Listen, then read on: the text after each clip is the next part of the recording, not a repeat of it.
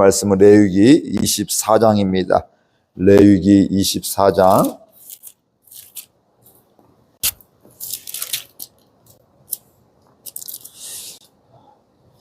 여호와께서 모세에게 말씀하여 이르시되 이스라엘 자손에게 명령하여 불을 켜기 위하여 감람을 지어낸 순결한 기름을 내게로 가져오게 하여 계속해서 등잔불을 켜 둘지며 아론은 회막안 증거궤 휘장 밖에서 저녁부터 아침까지 여호와 앞에 항상 등잔불을 정리할지니 이는 너희 대대로 지킬 영원한 규례라. 그는 여호와 앞에서 순결한 등잔대 위에 등잔들을 항상 정리할지니라.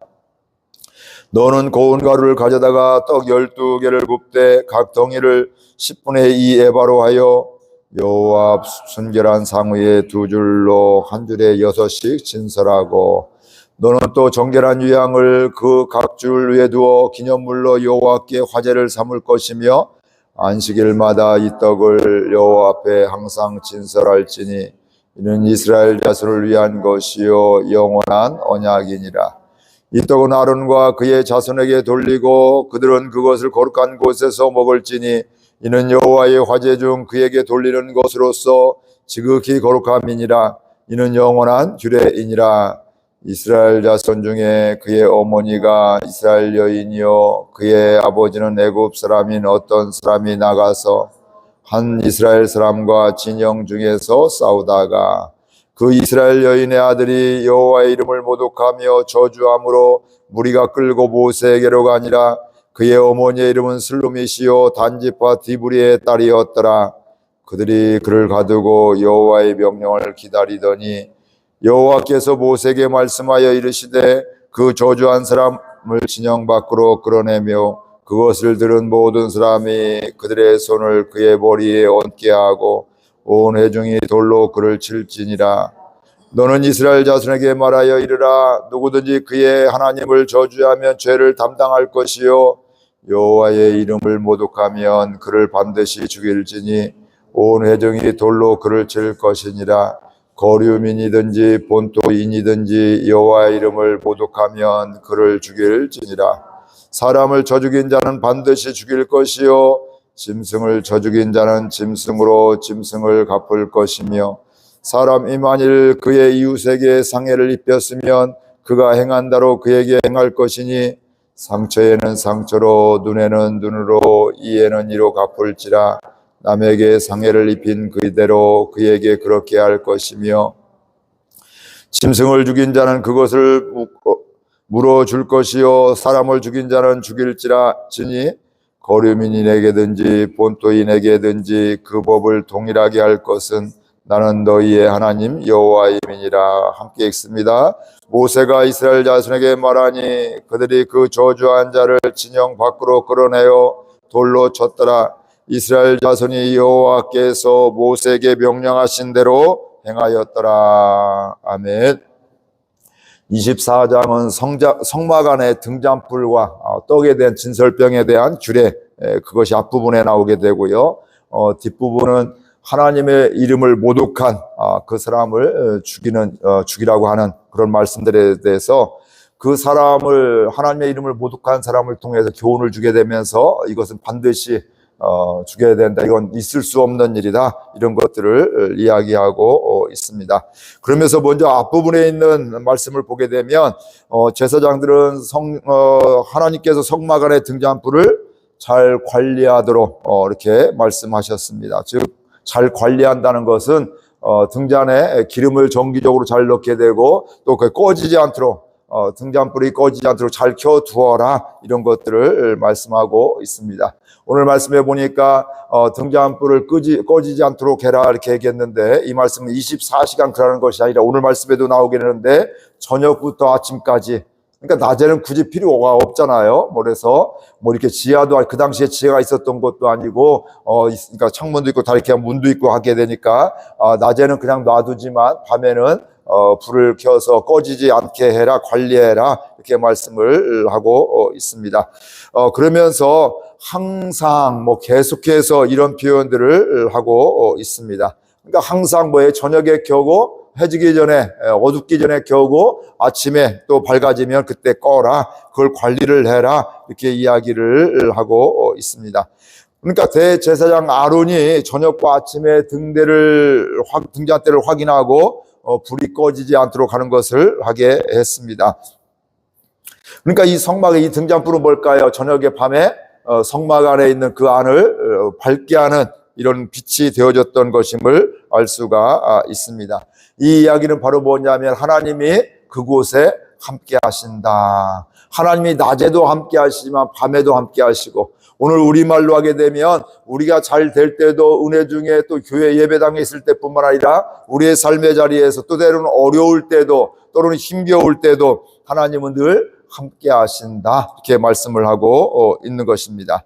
그러니까 하나님이 나와 늘 함께 하시고 주님이 임재하셔서, 특별히 성막은 뭐냐면 하나님의 임재가 있고 하나님을 만나는 이런 장소거든요. 그래서 하나님이 늘 만나주겠다. 내가 이곳에 있다. 이렇게 말씀을 하고 있는 겁니다. 그러면 그 등잔대에서 비추어지는 빛은 그 앞에 있는 12개의 지파를 상징하는 떡 12덩이 이렇게 있게 되는데, 그 그릇이 있게 되는데, 그것을 한 덩이는 한 곳에 6개씩, 한 곳에 6개씩 해서 12지파를 비추는 이 떡을 항상 비추게 하는 이런 빛이 되었습니다. 그러면서 하나님께서 말씀하시기를 아론은 여호와 앞에서 순결한 등잔대 위에 등잔들을 항상 정리하라. 이렇게 말씀을 하고 있습니다. 여기서 강조하고 있는 것은 순결한 등잔대다. 이렇게 말씀을 하고 있습니다. 순결하다는 것은 깨끗하고 투명하고 맑은 것들을 이야기하고 있는데, 여기서 중요한 것은 우리가 볼 때 깨끗한 것이 아니라 순결한 것이 아니라 하나님 보시기에 순결한 것임을 말씀하고 있습니다. 투명한 빛나는 이런 것인데, 순결하다는 것은 이물질이 섞이지 않은 것을 이야기하고 있습니다. 즉 불순물이 없는 깨끗한 상태를 이야기하고 있는데, 그렇기 때문에 이 등잔대에서 사용한 기름은 달랐죠. 그래서 감람나무의 열매만을 갖고 이렇게 그 기름을 짜서 만들었다는 거예요. 그냥 일반적으로 할 때는 감람나무 열매뿐만 아니라 이파리도 또 다른 것들도 가지들도 함께 섞어서 거기에서 기름을 짜서 일반적으로 사용했는데, 성막 안에 있는 등잔대에서는 나무 열매만을 통해서 깨끗한 것을 기름을 짜서 그것을 밝혔다는 것을 이야기하고 있습니다. 그러니까 순결한 기름이라는 것은 깨끗할 뿐만 아니라 또 최고의 품질을 이야기하고 있는 것이고요. 더 중요한 것은 깨끗하고 안 깨끗하고 더 중요한 것들은 바로 뭘까요? 하나님이 받으시고 하나님 앞에 나아가는, 하나님과 함께하는 것임을 알 수가 있습니다. 여기 단순히 깨끗한 물이라고 좋은 것만은 아닙니다. 그것이 하나님이 기뻐하시는 물이 돼야 될 것이고, 우리가 볼 때 이 사람 참 잘 산다, 정말 도덕적으로 잘 산다, 깨끗하게 산다, 물론 그것도 굉장히 중요하지만 더 중요한 것은 하나님 보시기에 깨끗한 이런 것들이죠. 제가 어제 저녁에도 말씀드렸죠. 우리 사람 중에 완벽한 사람은 아무도 없습니다. 성경에 있는 사람들도 정말 훌륭하고 정말 아름다운 삶을, 믿음의 삶을 살았지만 그의 삶 가운데서는 연약함이 있기도 하고 실수를 하기도 하고 죄를 짓기도 하고 이런 것이 없는 사람이 없죠. 오늘 우리들도 마찬가지예요. 그래서 우리가 중요한 것은 완벽한 것이 아니라 하나님 앞에 서 있는, 말씀대로 살아가는 것이 바로 하나님 앞에 우리가 서 있는 것이고, 또 하나님 앞에 기름으로 쉼없이 정리가 되어지고 비추어지는 것임을 말씀하고 있습니다. 그렇게 하기 위해서 오늘 말씀해 보니까 하나님께서 계속해서 말씀하시고 깨끗하게 순결한 기름을 넣어야 될 것인데, 아론은 여호와 앞에서 순결한 등잔대 위에 등잔들을 항상 정리하라. 이렇게 말씀을 하고 있습니다. 깨끗한 기름을 놨다고 끝난 게 아니라는 거예요. 그 깨끗한 기름을 놓고 나서 그 다음에 등잔불을 항상 정리하라. 저녁에는 켜야 될 것이고 아침에는 꺼야 될 것이고, 그렇죠? 그리고 기름이 모자라면 보충해야 될 것이고, 심지가 또 타서 없으면 심지를 적당하게 꺼내놓고, 또 나중에 많이 달았으면 또 다시 새롭게 집어넣을 것이고, 꺼지지 않을 수 있도록 이렇게 하는 것들이 중요함을 알 수가 있습니다. 우리 교회도 예배를 드리기 위해서 보이는 곳에서 보이지 않는 곳에서 예배를 준비하는 손길들이 많잖아요.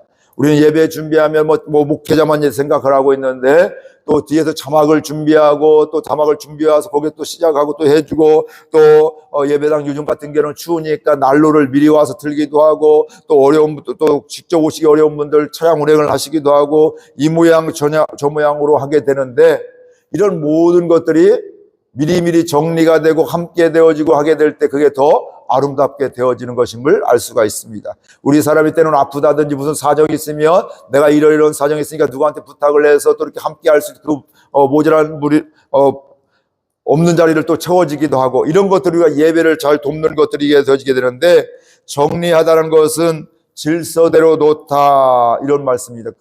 잘 살펴보아서 점검한다 이런 의미가 있는 것들이 요 기름이 없구나, 기름을 보충해야 되겠구나. 저도 지난번에 대배실에 히터를 켰는데 보일러를 켰는데 뭐 추워요. 나중에 끝나고 보니까 이 스위치가 떨어져 있던 것들이, 그러니까 그 다음에 어떻게 될까요? 그곳에 스위치가 떨어져 있는지 안 떨어져 있는지 그걸 점검을 하게 되고 그런 것들. 안 떨어졌으면 상관이 없다. 안 떨어졌으면 또 보일러 들어가는 소리가 들리게 되고, 떨어졌으면 아무리 위에서 스위치를 틀어도 이게 이제, 돌아가지 않는 것들이죠. 그러니까 예배를 잘 드리기 위해서는 우리가 이렇게 늘 이것저것 점검을 해야 되는 것임을 우리가 알 수가 있습니다. 또 질서대로 우리가 놓아질 때 또 아름답게 예배도 드리게 되고 하나님이 받으시는 예배를 드리게 되는 것들입니다. 그것은 매일매일 우리가 기름을 잘 채우라는 의미가 있기도 하고 잘 점검하고 없으면 떨어지려고 하면 미리미리 채워야 돼. 다 떨어진 다음에 채우는 것이 아니라 중간이라든지 3분의 1이 남았을 때 채운다든지 그 나름대로의 기준을 갖고서 점검을 해서 기름을 보충하고 또 채우는 것들을 이야기하지 않고 떨어지지 않도록 하는 것을 이야기하고 있고요. 심지도 마찬가지고 이렇게 우리는 시시때때로 우리의 삶을, 우리 교회도, 우리의 내면도, 우리의 삶도 돌아봐야, 살펴봐야 되는 것들이죠. 그냥 되는 대로 살아가는 것이 아니라 내 마음 가운데 지금 하나님이 기뻐하시는 마음인지, 하나님의 또 사랑하는 마음인지, 하나님이 받으실 만한 마음인지 이걸 늘 점검하는 것이, 불을 밝히는 것이 얼마나 중요한지 알 수가 있습니다. 하나님의 일을 할 때는 또 예배 드릴 때 우리의 일상을 살아갈 때는 바로 이런 마음이 중요함을 알 수가 있습니다. 최선을 다하는 것이 굉장히 중요하고요. 그 최선을 다하는 준비는 뭘까요? 하나님이 말씀하신 대로 하는 것이 최선을 다한 준비입니다. 내 나름대로 열심히 했는데 하나님과 상관없이 열심히 할 수도 있잖아요. 그렇죠?